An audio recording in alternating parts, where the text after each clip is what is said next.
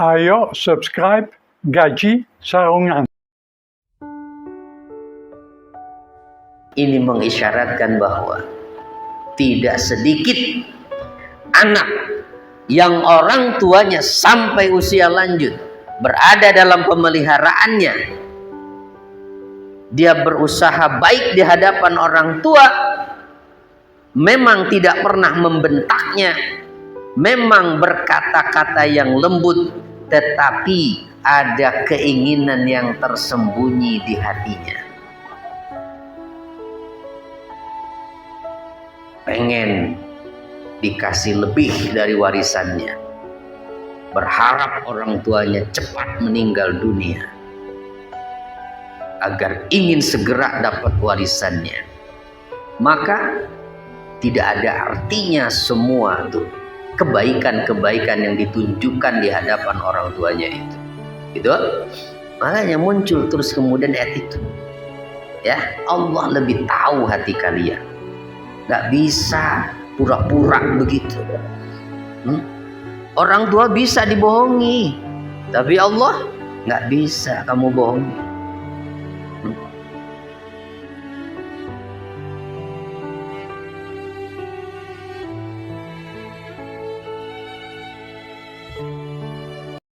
Assalamualaikum warahmatullahi wabarakatuh.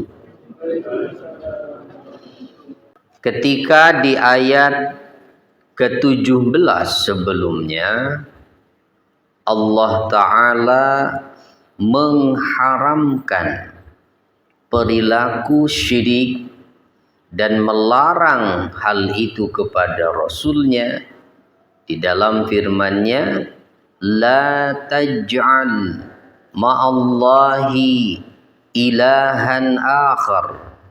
Itu di Al-Isra ayat ke-17 itu. Maka kemudian di ayat yang barusan kita baca ini, Allah Ta'ala memerintahkan untuk bertauhid. Lawan dari syirik itu adalah tauhid. Mengesahkan Allah, meyakini bahwa hanya satu yang berhak disembah. Nah, maka Allah pun berfirman, wa qadha rabbuk, wa qadha, dan telah memerintahkan, rabbuka, Tuhanmu, alla ta'budu, agar kalian jangan menyembah illa iyyahu, kecuali atau selain kepadanya, ya, kecuali hanya kepadanya. Lebih tepatnya begitu sebetulnya, karena pakai iya, ya, hanya kepadanya. Jadi kecuali hanya kepadanya. Wabil walidaini ihsanan, dan hendaklah berbuat baik kepada kedua orang tua. Nah, jadi di ayat yang ke-23 ini Allah menetapkan atau memerintahkan atau mewasiatkan, maknanya qadha itu. Hakama wa amara wa wassa, menetapkan, memerintahkan, dan mewasiatkan agar kalian jangan menyembah kecuali hanya Dia. Ai bi an la ta'budu illallah azza wa jalla, yaitu kalian tidak menyembah kecuali hanya Allah azza wa jalla. Lalu yang diwasiatkan dan yang diperintahkan berikutnya adalah apa? Berbuat baik kepada kedua orang tua. Wa ausa bil walidain, dan Allah juga berwasiat agar berbuat baik kepada kedua orang tua, wahuma al ummu wal abu, yaitu ayah atau ibu dan ayah. Nah, seperti apa? Atau sebelum ke situ berarti berbakti kepada kedua orang tua Allah tempatkan setelah Allah memerintahkan untuk beribadah hanya kepadanya. Jadi urutan nomor 2 setelah Allah yang kita diperintahkan untuk berbuat baik adalah orang tua. Dengan demikian maka orang tua, ayah dan ibu di dunia ini adalah manusia yang paling besar haknya untuk kita perlakukan baik. Karena perintah untuk berbakti kepadanya diiringkan, diikutkan setelah Allah memerintahkan untuk hanya menyembahnya semata. Jadi urutan perintah yang ada di ayat ini menunjukkan besaran haknya. Berarti yang paling besar haknya adalah Allah Subhanahu wa ta'ala. Maka itu menjadi yang pertama. Perintah dari Allah adalah kalian tidak menyembah kecuali hanya Allah. Lalu setelah itu orang tua. Ya, jadi siapapun kita, bahkan seperti apapun orang tuanya, sekalipun derajat orang tuanya lebih rendah dari anaknya, anak tetap wajib berbakti kepada kedua orang tua. Walaupun anaknya seorang presiden, anaknya seorang bupati, anaknya pejabat negara atau pemimpin militer itu jenderal begitu. Tapi ketika dia pulang, ketika dia berada di rumah, ketika di hadapan orang tuanya, maka semua jabatan dunia itu tidak ada. Jangan dibawa-bawa. Tetap wajib berbakti kepada orang tua. Walaupun orang tuanya lebih miskin daripada anaknya. Keadaan orang tua seperti apapun tidak boleh menghalangi anak untuk berbakti kepada mereka. Kenapa? Ya, karena tidak ada alasan untuk berbakti kepada orang tua itu. Alasannya hanya satu, karena mereka yang menjadi sebab adanya anak.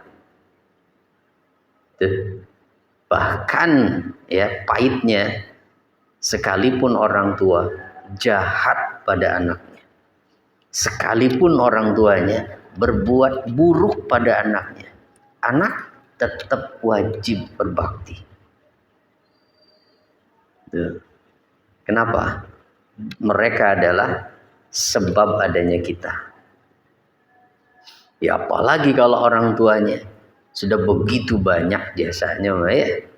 Gitu. Bahkan orang tua yang jahat pun kepada anaknya tetap wajib berbakti kepada mereka.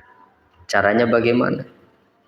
Berbakti kepada kedua orang tua itu adalah dengan cara birruhuma biisadil khairi ilaihima, dengan menyampaikan kebaikan pada keduanya. Kita berusaha memberikan kebaikan kepada mereka, baik dengan kata-kata ataupun dalam tindakan. Wa kaful aza anhuma, menahan diri dari menyakiti mereka dengan kata-kata ataupun perbuatan. Wa ta'atuhuma fi ghairi maksiatillah, dan dengan cara taat kepada mereka selama bukan maksiat kepada Allah. Nah, jadi kalau mentaati perintah tidak mutlak. Mentaati perintah orang tua selama bukan maksiat kepada Allah, wajib ditaati. Gitu. Seperti apapun orang tua kita, ya. Bahkan yang berbeda akidah pun kan, ya. di surat Luqman itu tetap wasahibhuma fid dunya ma'rufa, perlakukan mereka di dunia dengan baik.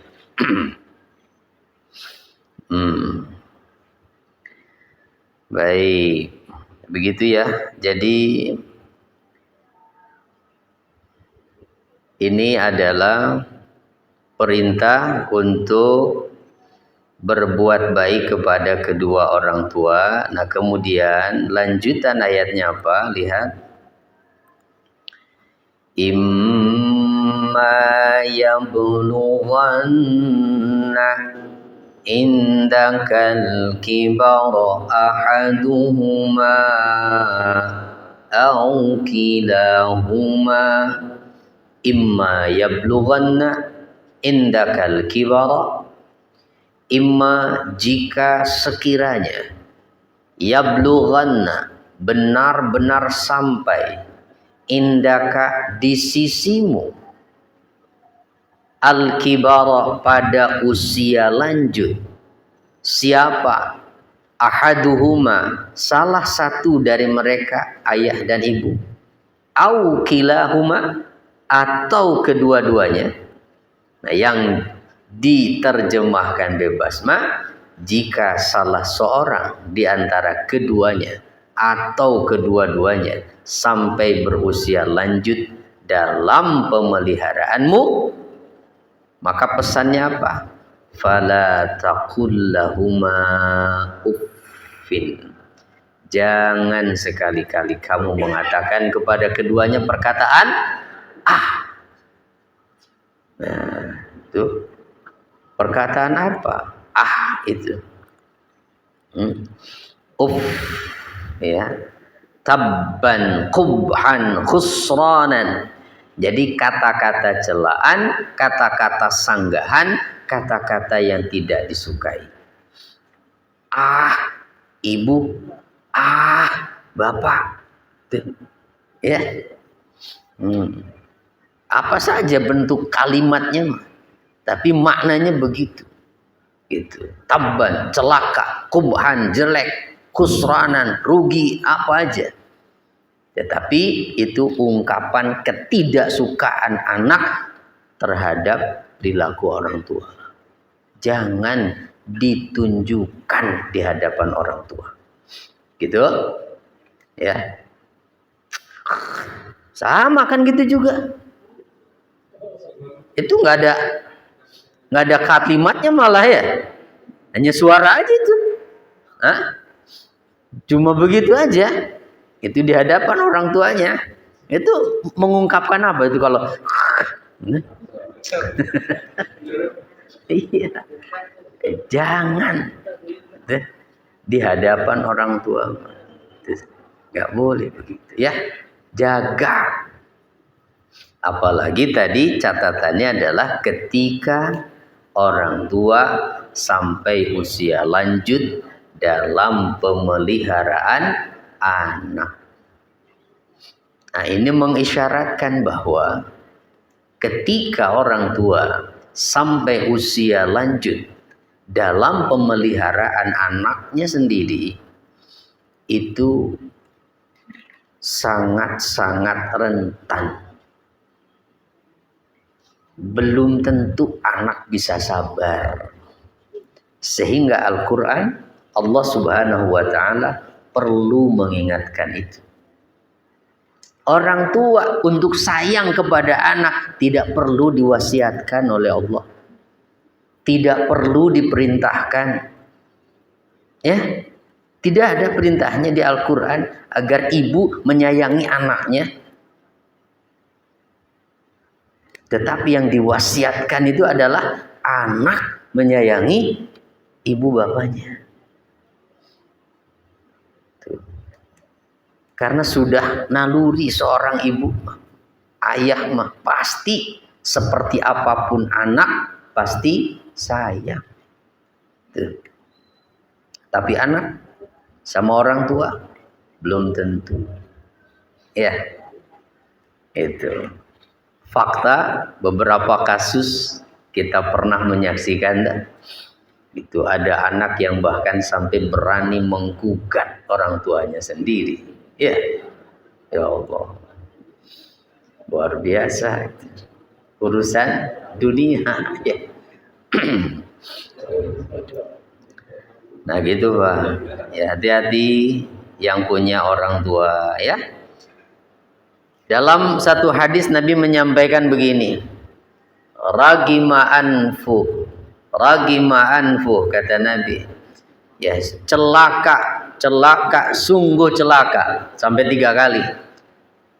Dan ketika ditanya siapa ya Rasulullah, man adraka walidayhi ahadahuma au kilahuma, itu. Man adraka walidayhi indal kibar.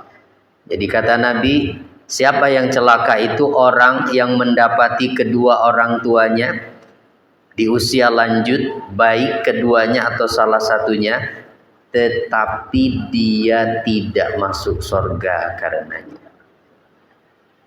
Maksudnya apa?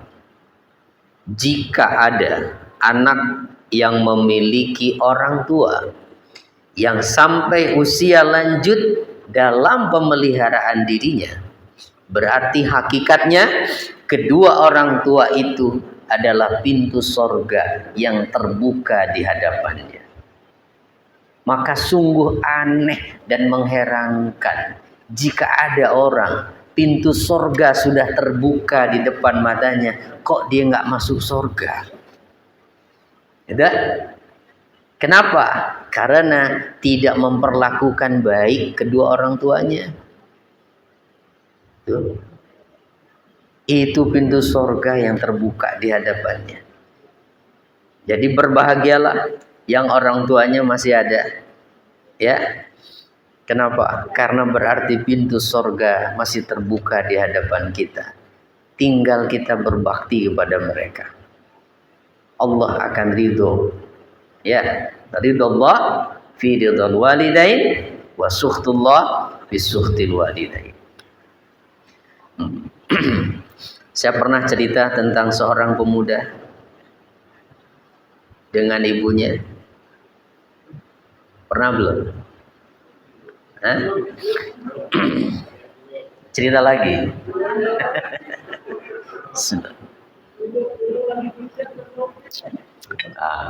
Jangan ngantuk ya, hujan nih masalahnya nih.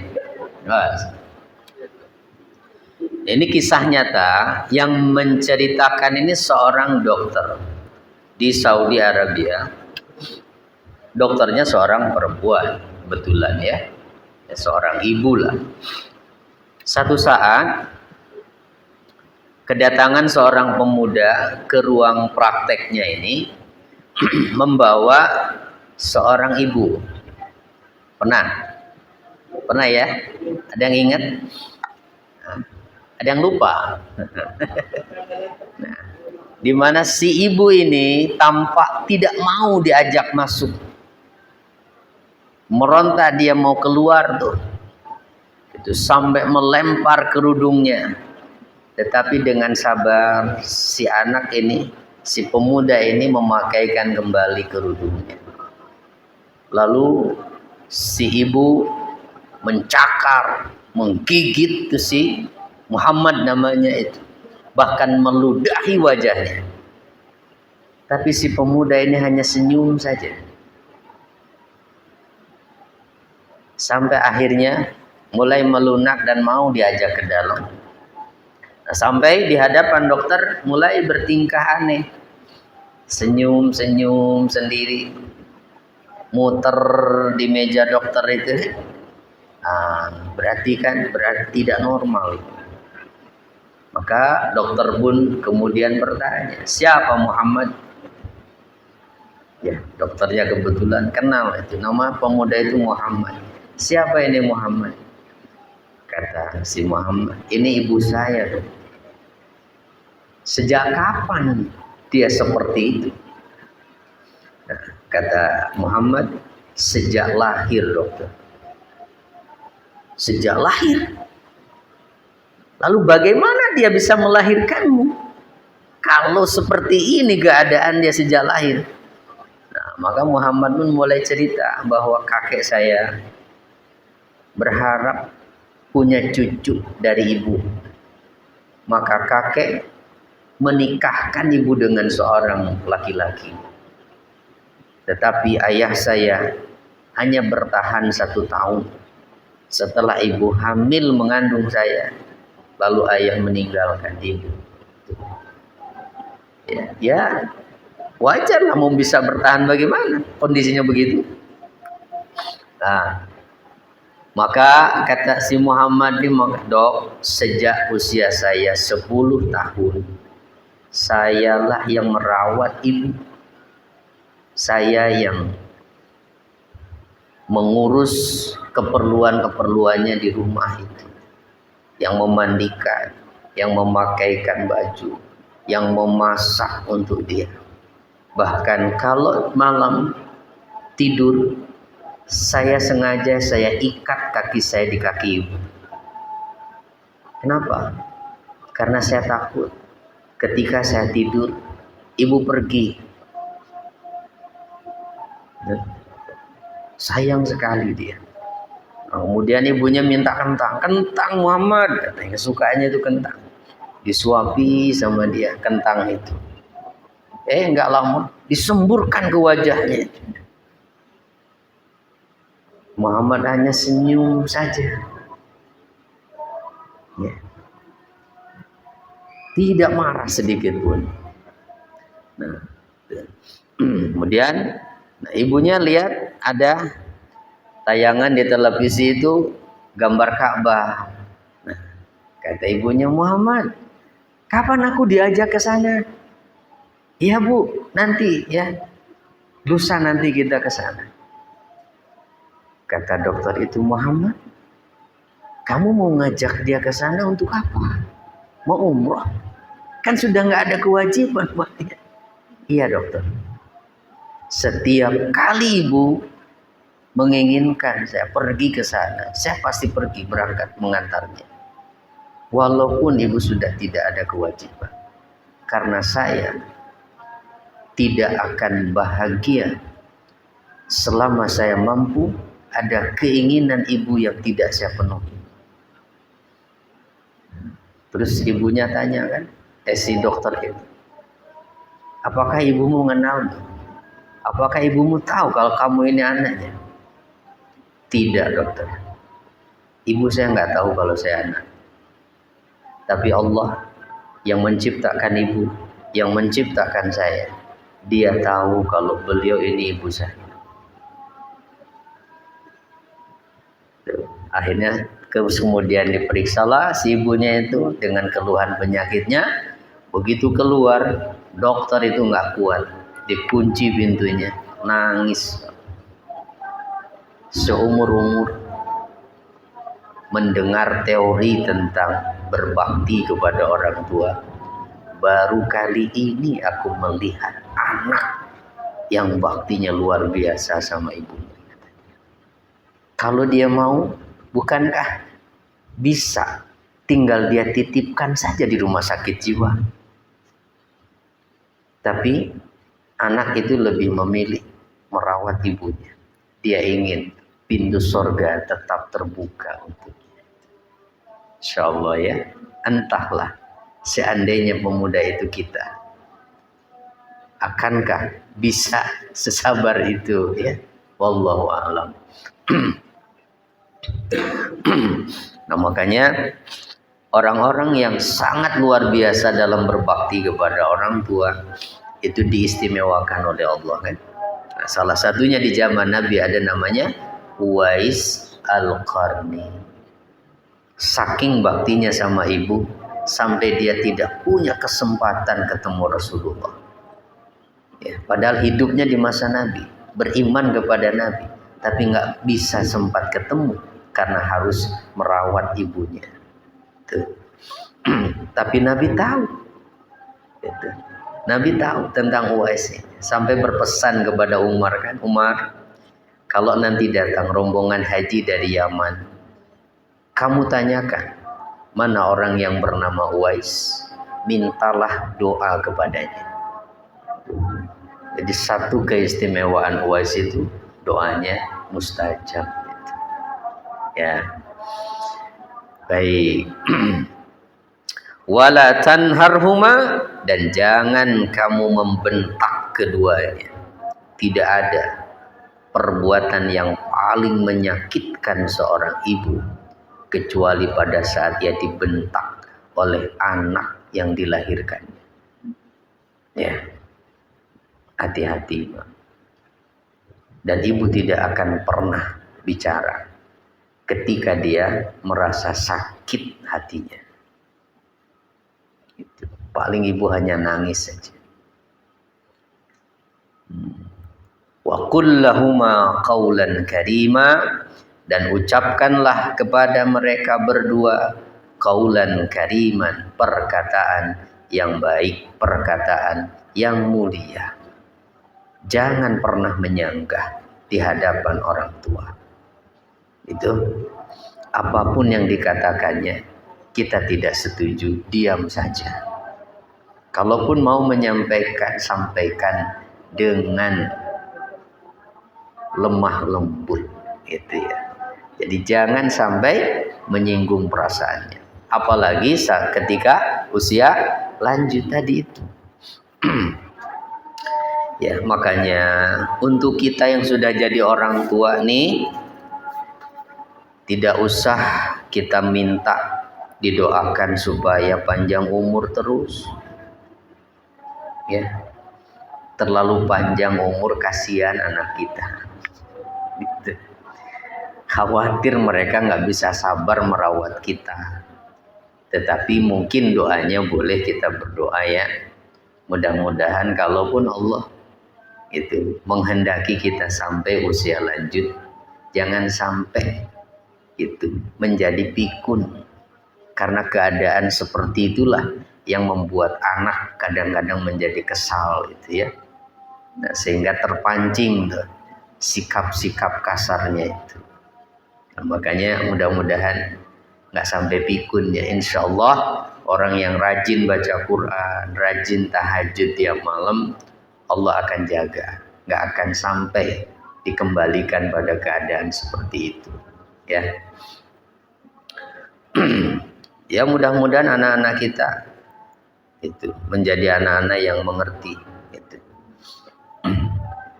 Walaupun faktanya di masyarakat banyak kan yang ketika mereka mendapati orang tuanya seperti itu, akhirnya dititipkan di mana?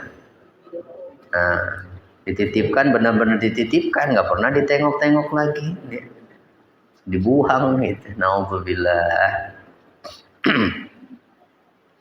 Wakhfid lahuma janahadz dzulli minar rahmah. Rendahkanlah dirimu terhadap keduanya dengan penuh kasih sayang. Itu jangan sombong di hadapan orang tua. Jangan berjalan di hadapan orang tua. Jangan bicara di atas nada bicara orang tua. Ya. Lebih keras begitu. Bukan karena tidak mampu begitu. Tapi kalau orang tuanya memang bicaranya udah nggak bisa, bicara pun sudah lemah misalnya, ya kita ya tentu jangan lebih rendah lagi deh. Nggak kedengeran ngomongnya dong. Jadi maksudnya apa? Dalam berdialog dengan orang tua, hati-hati. Nada gitu, bicara dengan orang tua itu jangan lebih keras dari mereka, ya. Gitu. Jangan berjalan di hadapan orang tua. Itu kan begitu, diantara adabnya itu. Nah, dan ini mohon maaf, hari ini ya pendidikan semacam ini sudah tidak ditemukan lagi, ya kan? Baik orang tua pada anaknya, apalagi guru-guru di sekolah. Udah tidak sempat lagi mengenalkan adab-adab seperti ini.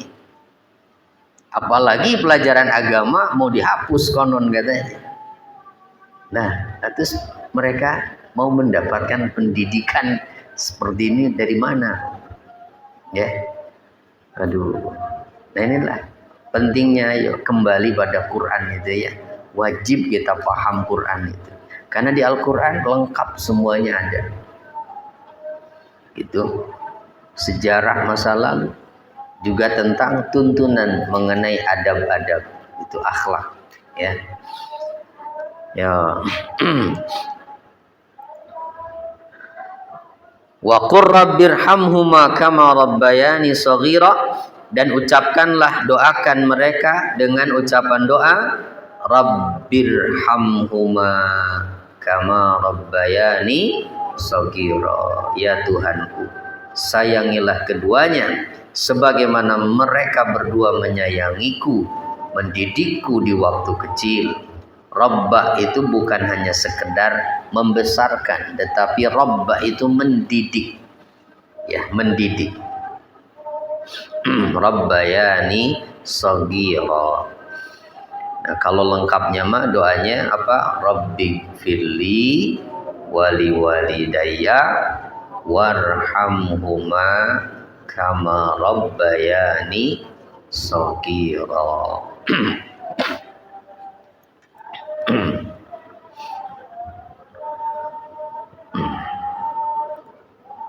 Rabbukum a'lamu bima fi nufusikum in takunu salihina fa innahu kana lil awwabina ghafura. Tuhanmu itu lebih mengetahui apa yang ada di dalam dirimu. Jika kamu adalah orang-orang yang soleh, sesungguhnya Dia adalah Maha Pengampun bagi orang-orang yang bertobat. Apa maknanya ayat ini? Munasabahnya dengan ayat sebelumnya. Di mana ayat sebelumnya di ayat 24 tadi, Allah memerintahkan agar anak berbakti kepada kedua orang tua, terutama ketika orang tua sampai usia lanjut, bahkan dalam bertutur kata pun harus dipilih kata-kata yang baik. Jangan kata-kata yang menyakitkan apalagi membentak. Tetapi kemudian muncul pernyataan Allah, Allah lebih tahu keadaan hati kalian. Apa maknanya?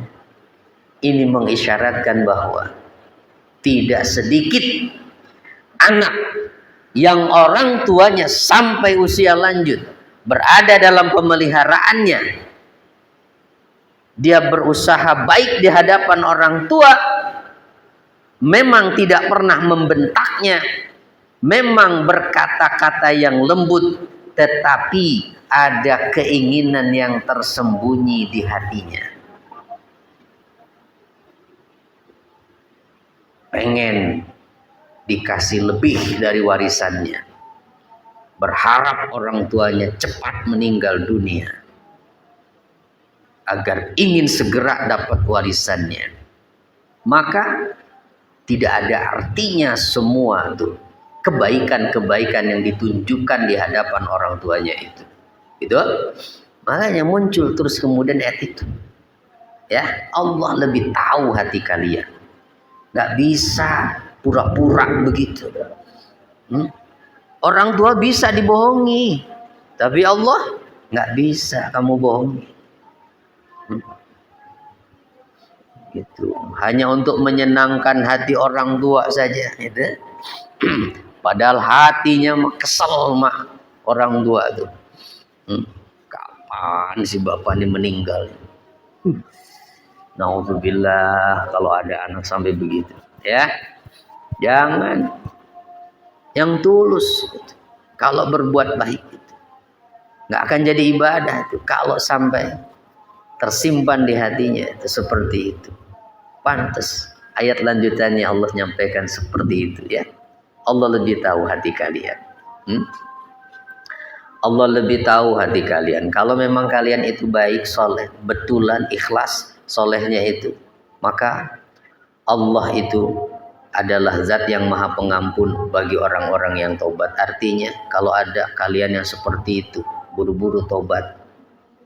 Karena seperti apapun kalian, Kalau mau tobat Allah pasti akan terima. Tuh, tetap aja ya, ujungnya itu Allah menunjukkan kasih sayangnya.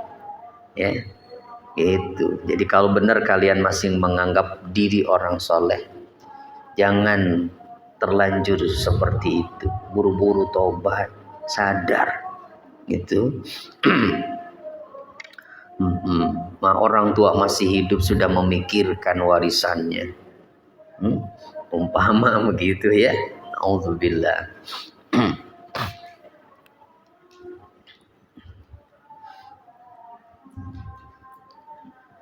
Aduh ya Allah.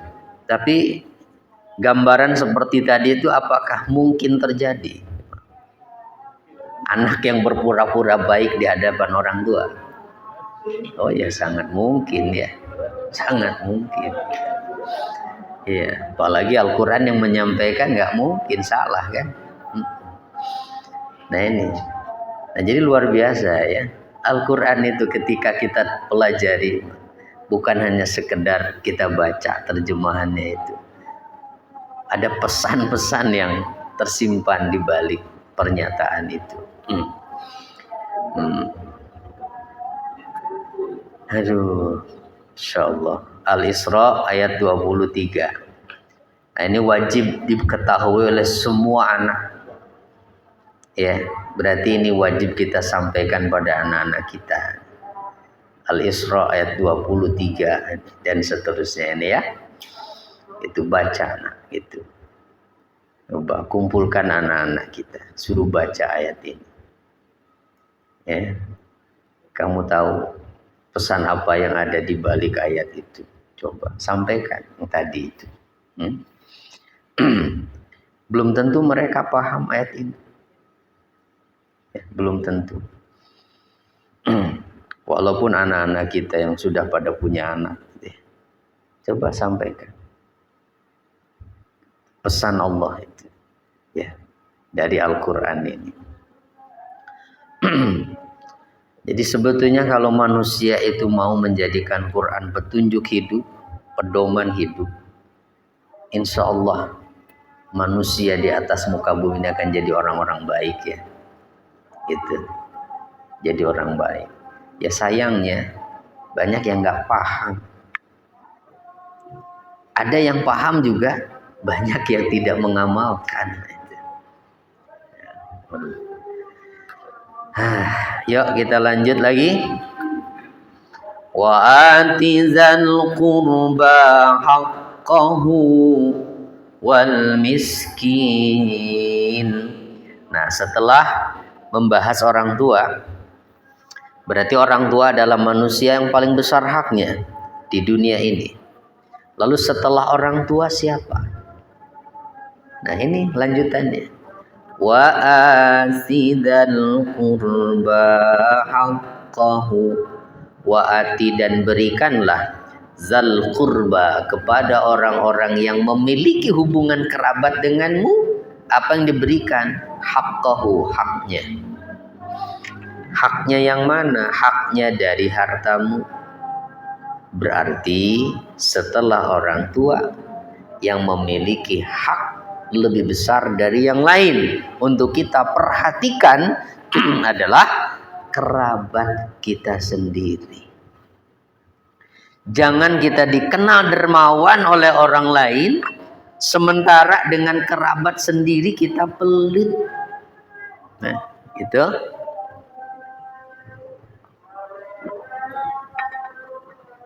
Jangan hanya perhatian dengan kesusahan orang lain, sementara ada kerabat sendiri yang susah kita nggak peduli. Itu. Makanya dalam hadisnya kata Nabi, ibda biman ta'udu, mulailah berbuat baik itu dengan orang yang ada hubungan keluarga dengan kerabat sendiri, dahulukan. Ya.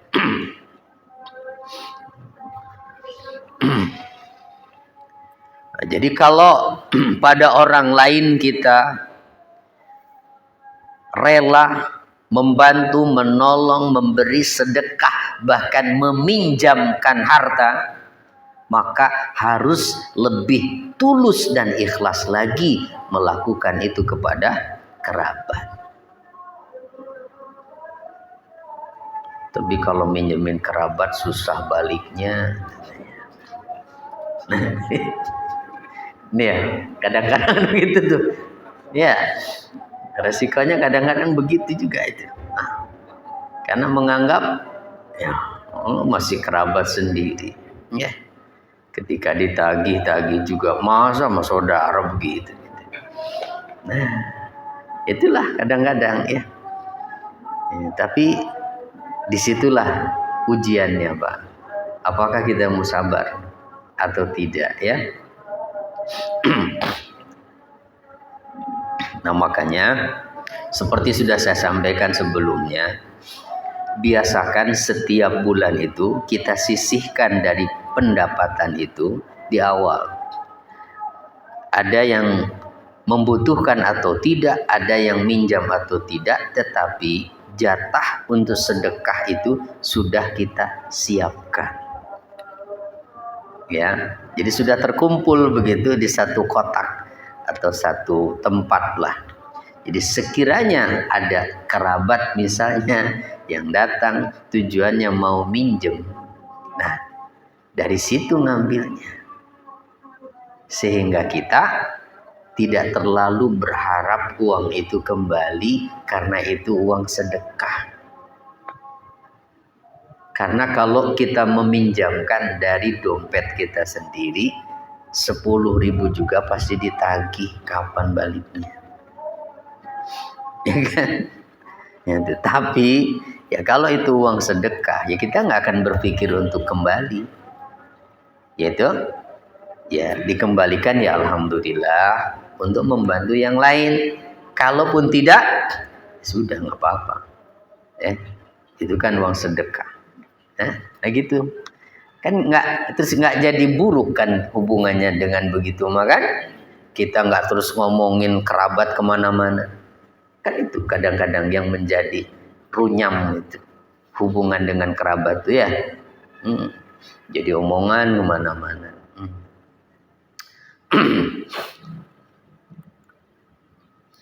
Siapa lagi setelah kerabat? Wal miskin. Nah, baru nih di luar itu. Jadi ringnya makin luas ya. Ringnya makin luas. Pertama orang tua, terus setelah orang tua kerabat. Nah, kerabat ini baik dari pihak kita termasuk dari pihak pasangan. Kerabat juga ya, jangan salah kalau yang sudah berumah tangga mah. Jangan hanya sepihak begitu perhatiannya. Ya sama kepada kerabat pasangan hidup kita juga begitu. Harus menunjukkan perhatian. Nah, setelah kerabat baru orang miskin yang ada di sekitar kita, tetangga kita. Orang-orang miskin ya. Kalau tetangganya kaya semua nggak mungkin lah. Pasti ada lah ya. Kemiskinan itu nggak akan mungkin dihapuskan, Pak. Itu sunnatullah. Ya, sunnatullah itu.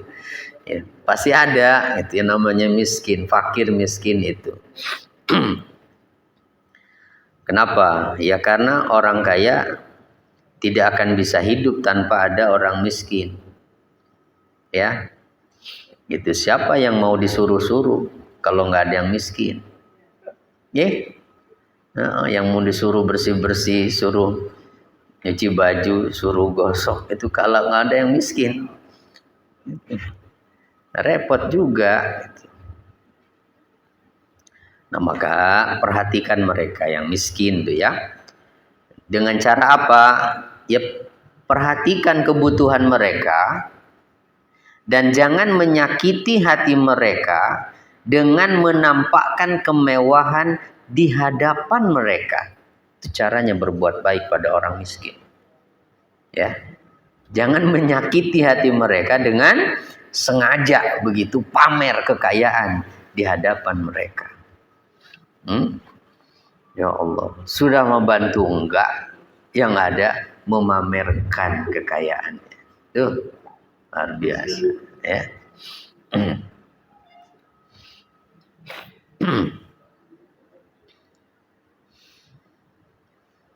Kemudian siapa lagi setelah orang miskin? Wabnas sabil, ibnu sabil. Siapa ibnu sabil itu? Kalau secara harfiah artinya ibnu apa? Ibnun apa ibnun? Bin. Anak. Sabil. Sabil artinya apa? Jalan. Jadi ibnu sabil anak jalanan. Anak jalan gitu maksudnya, tapi bukan anak jalanan ya.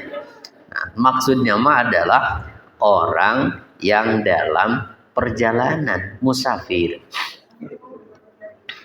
Ibnu sabil itu musafir.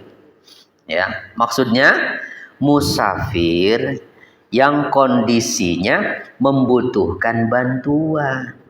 Maka bantulah dia. Walaupun dia di kampung halamannya adalah orang kaya. Gitu. Kan lagi jauh dari kampungnya. Itu udah gitu dompetnya hilang. Semua HP-nya hilang, kartu-kartu semuanya gitu nggak ada. Ya bantu gitu. Jangan dibiarkan. Itu walaupun dia kaya. Seberapa bantunya? Secukupnya dia bisa kembali ke kampungnya.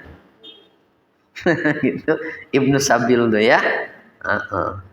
Kalau anak jalanan mah wallahu a'lam itu. Preman malah itu mah ya. Ya kita juga kadang-kadang ya kagak nyaman ngasih mereka mah ya.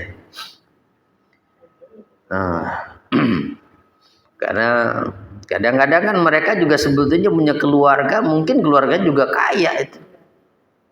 Ya. Cuma karena mereka nggak betah di rumah aja, hanya hidup di jalanan. Nah, jadi ibnu sabil ya, musafir yang butuh bantuan ya. Terlepas dari apapun tujuan perjalanannya. Ya kecuali tujuan perjalanannya untuk maksiat ya. Nggak apa-apa usah dibantu. Gitu. Ada musafir terlantar itu, ketinggalan temennya. Tujuannya mau ngerampok gitu. Nggak usah ditolong gitu. Tapi nggak bakalan ngaku pastinya ya.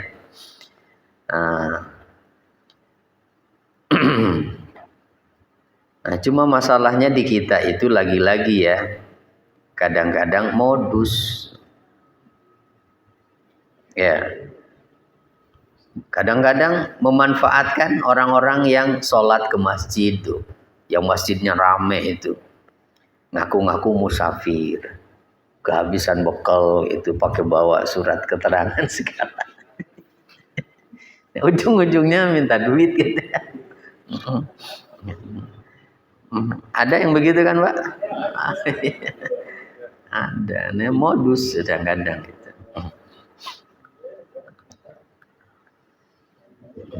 Ya, jadi luar biasa di Indonesia apa-apa diakalin aja ya. Ya lanjut lagi. Tapi ingat, wala tubazzir tabzira. Jangan kamu menghambur-hamburkan hartamu secara boros. Begini, pesan di akhir ayat ini. Tadi kan berarti kalau punya harta itu perhatikan orang-orang sekitar. Paling pertama orang tua, setelah itu kerabat dan seterusnya. Gitu. Lalu ayat terakhirnya apa? Jangan menghambur-hamburkan harta dengan boros. Apa artinya? Kalau punya harta lebih, jangan dihabiskan hanya untuk sesuatu yang tidak ada gunanya. Itu. Memang itu haknya dia, uangnya uang dia, hasil kerja keras dia. Itu. Tidak ada yang bisa melarang. Dia mau poya-poya, dia mau makan-makan, dia mau jalan-jalan. Itu mau pesta-pesta, ngajak teman-temannya. Itu. Tapi kalau itu bukan sesuatu yang ada gunanya, menjadi sia-sia. Bagi orang yang beriman, itu bukan sesuatu yang baik. Itu ya, namanya apa? Tabzir. Itu tabzir. Padahal mah kerabatnya butuh pertolongan, tetangganya butuh pertolongan, malah dia habiskan begitu. Nah, hati-hati ya menggunakan harta itu, sebab hisaban harta itu dua pertanyaannya. Dari mana engkau dapatkan, untuk apa kamu gunakan? Tuh harta mah dari mana sumbernya, setelah kamu dapatkan dipakai apa ya. Nah makanya ayo yang semangat menggunakan harta untuk hal-hal yang bermanfaat. Kenapa? Karena hakikatnya ketika kita infakkan, ketika kita sedekahkan, ketika kita bantu orang, harta kita itu nggak habis, justru bertambah di sisi Allah. Rekeningnya atas nama kita nggak akan ada yang mau ngaku-ngaku, itu nggak akan hilang, tapi nanti dikasihnya di akhirat. Tapi kalau cuma dihabiskan begitu saja, kalau dipakai maksiat, ya, yang ada malah jadi sebab siksa nanti di akhirat ya. Na'udzubillah. Nah makanya ayo dong orang-orang kaya itu ya, itu jangan hanya semangat saja ketika ada acara-acara yang sifatnya duniawi, tapi acara-acara keagamaan males bantu. Giliran tahun baru, Agustusan, jutaan juga keluar duitnya. Cuman buat beli apa tuh?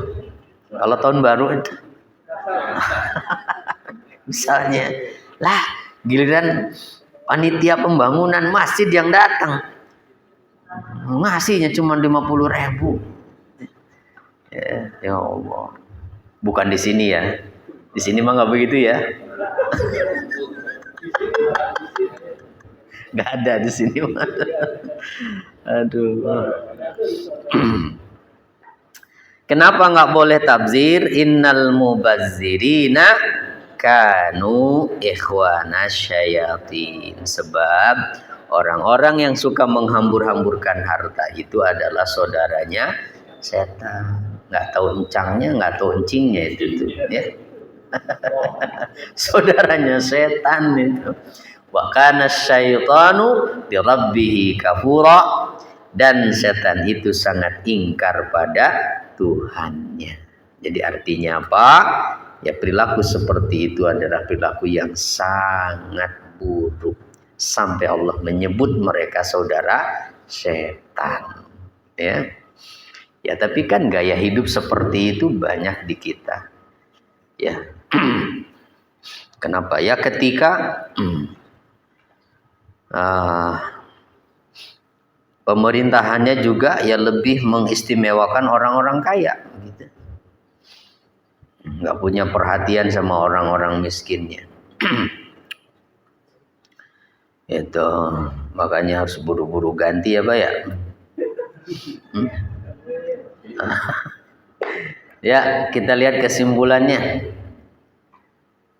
Yang pertama apa? Wajib beribadah kepada Allah Ta'ala semata dan wajib berbakti kepada kedua orang tua, yakni berbuat baik kepada keduanya, menahan diri dari menyakiti keduanya, serta mentaati keduanya dalam hal kebaikan. Nah itu tuh berbakti sama orang tua itu tuh, ya. Jadi pertama adalah apa? Berbuat baik pada mereka, kedua menahan diri tidak menyakiti mereka, ketiga taati perintahnya tapi dalam hal kebaikan. Nah, kalau ada yang tanya, jika seorang laki-laki diperintahkan ibunya untuk menceraikan istrinya, misalnya, apakah harus ditaati? Ceraikan istrimu itu. Atau bapaknya ngomong begitu. Gimana Pak? Taati enggak? Ya, secara umum ya, terlepas dari kasus secara khusus, tapi secara umum para ulama mengatakan tidak boleh ditaati. Dan menceraikan istri itu bukan bentuk berkebakti kebaikan pada orang tua, tapi tetap perlakukan baik mereka. gitu. Sampai ada yang bertanya kepada Imam Ahmad tuh, ya, bapak saya menyuruh saya menceraikan istri saya. Gimana tuh? Kata Imam Ahmad, jangan kamu ceraikan. Laki-laki itu balik bertanya, loh, dulu Umar bin Khattab juga memerintahkan anaknya Abdullah menceraikan istrinya, ditaati tuh sama anaknya. Kata Imam Ahmad, ya boleh kamu taati bapakmu kalau bapakmu sudah seperti Umar. Gitu, apa maknanya? Ya, ayah yang seperti Umar pasti memerintahkan menceraikan anak itu berdasarkan pertimbangan yang cermat. Gak mungkin sembarangan. Itu berdasarkan pertimbangan kemaslahatan. Nah, bapakmu sudah seperti itu enggak? Yang kadang-kadang juga kan cuma gara-gara baper, tersinggung sama anaknya, suruh ceraiin. Ya. Nah gitu. Ya kecuali kalau memang orang tuanya melihat ada kemaslahatan itu dalam menceraikan istrinya, karena istrinya misalnya bukan istri yang baik, ya, gitu, akhlaknya buruk, gitu, tidak menjalankan kewajiban agama, tidak taat sama suami. Kan begitu. Walaupun itu semua hak suami kan, hak suami. Kalau suamimu sabar menghadapi istri kayak begitu kan, jadi ladang amal juga kan. Nah, iya. Tapi kalau nggak kuat, ya udah angkat tangan aja. Ya. Tuh, jadi sampai seperti itu ya, berbakti kepada orang tua itu. Lalu yang kedua, wajib berdoa memohon ampun dan rahmat untuk kedua orang tua. Yang ketiga, wajib muraqabah kepada Allah. Apa muraqabah itu? Merasa diawasi oleh Allah dan tidak menyembunyikan keburukan apapun di dalam hati. Kenapa? Yang tadi ayatnya, Rabbukum a'lamu bima fi nufusikum. Allah tahu apa yang ada dalam hati kalian. Walaupun secara lahir kamu seakan-akan anak yang berbakti, padahal di hatimu menyimpan niat-niat busuk itu untuk orang tuamu. Kan tadi ke sana arahnya kan? Jadi jangan pernah menyimpan keburukan di hati kita pada siapapun. Orang lain mungkin tidak tahu itu, tapi Allah mengetahui itu. Ya, nah, ini kan mengajarkan tentang muraqabah, merasa diawasi oleh Allah kapanpun dan dimanapun. Lalu yang keempat, orang yang soleh jika terjadi kesalahan dari dirinya karena khilaf, lalu ia bertobat, maka Allah akan mengampuni hal itu untuknya. Dan orang yang baik itu kan bukan yang tidak pernah melakukan kesalahan, ya. Kenapa? Nggak mungkin ada orang yang nggak pernah salah.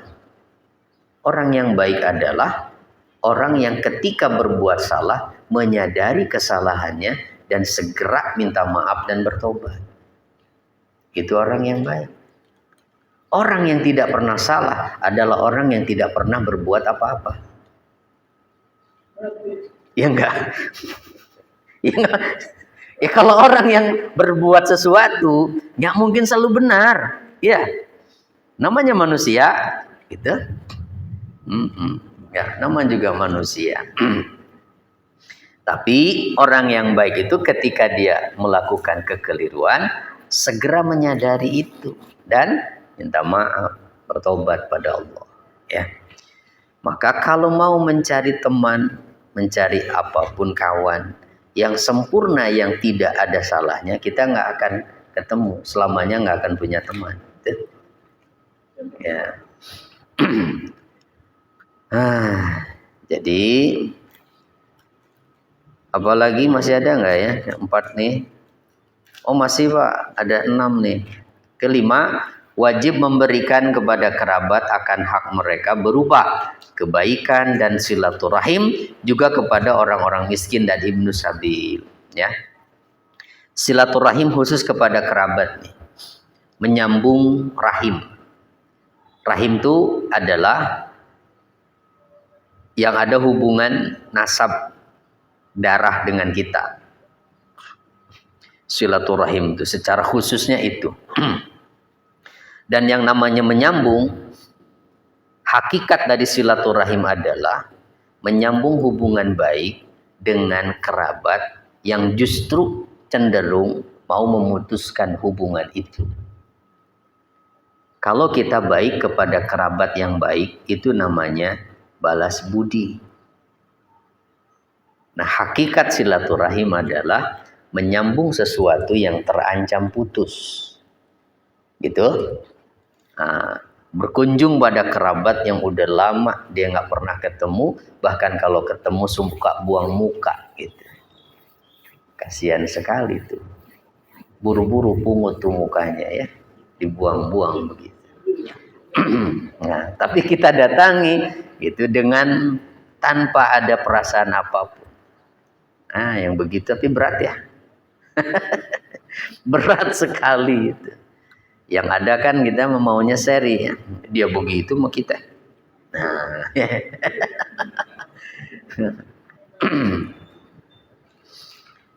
nah, kemudian yang keenam, haramnya perilaku tabzir. Apa itu? Menyia-nyiakan harta, dan hakikat hal itu adalah menggunakan harta dalam melakukan maksiat dan perkara-perkara yang diharamkan. Itu hakikatnya tabzir itu. Jadi kalau punya uang, punya harta, jangan sampai digunakan untuk melakukan maksiat ya, serta perkara yang diharamkan. Kenapa? Ya nanti akan dihisab harta itu. Dan yang dihisab itu yang halal kan, Pak? Yang halal. Kalau yang haram nggak akan dihisab, karena nggak perlu dihisab, gitu. Udah langsung neraka itu mah ya. Baik, ada yang mau ditanyakan sebelum kita tutup?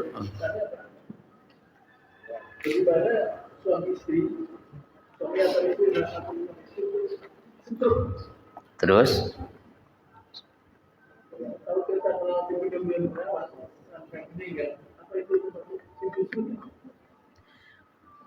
Suami istri stroke.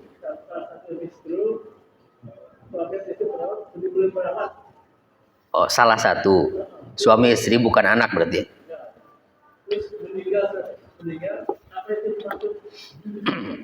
Tergantung. Dia tulus nggak merawatnya?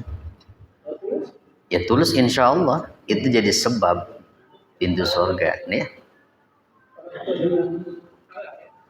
Nah, ya kalau itu lebih besar lagi kalau orang tua dengan anak. Ya. Suami istri pun demikian.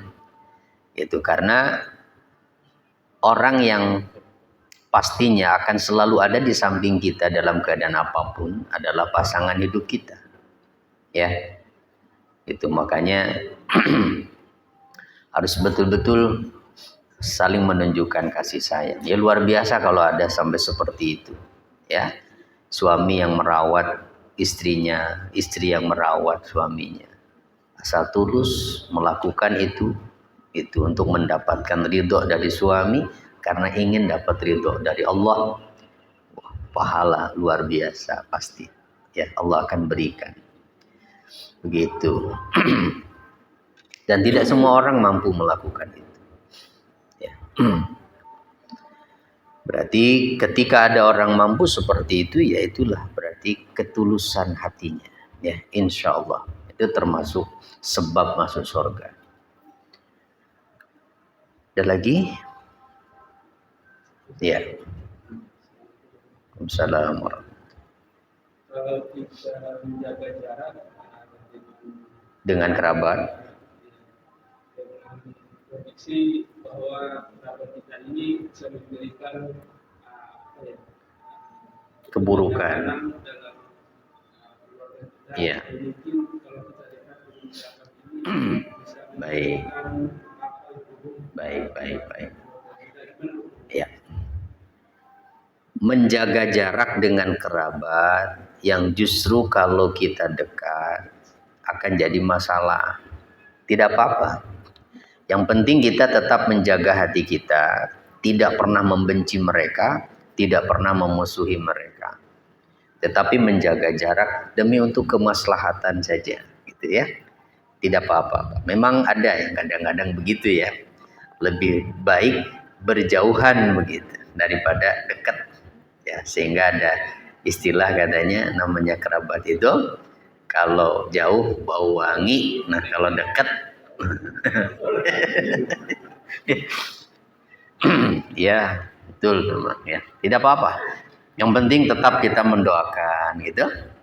Ya kalaupun kebetulan ketemu ya kita nggak pernah berubah sikap ya.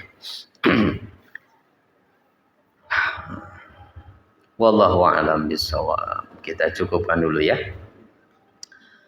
Subhanakallahumma wa bihamdika asyhadu an la ilaha illa anta astaghfiruka wa atubu ilaik. Mohon maaf bila ada hal yang kurang berkenan. Assalamualaikum warahmatullahi wabarakatuh.